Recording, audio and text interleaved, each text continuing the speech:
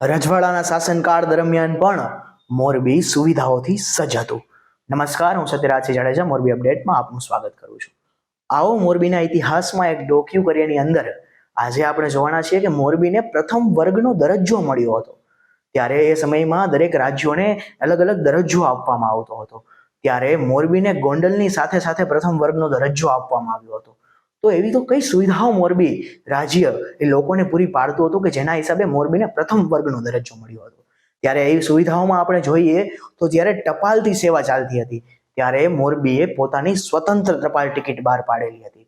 ત્યારબાદ સર વાઘજી ઠાકોર સાહેબ પહેલું વિમાન મોરબીમાં લાવ્યા હતા અને ત્યારબાદ પ્રથમ ફોર્ડ મોટર કાર પણ મોરબીમાં જ આવી હતી.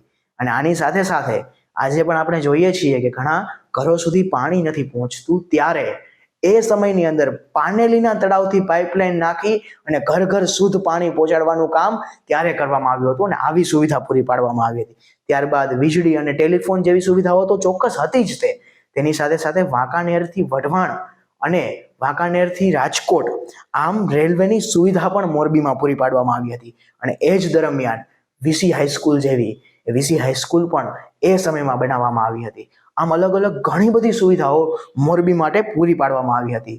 અને સૌપ્રથમ જે છાપખાનું હોય છે, જે સ્ટીમ પ્રેસ હોય છે, એ પણ મોરબીમાં બનાવવામાં આવ્યું હતું.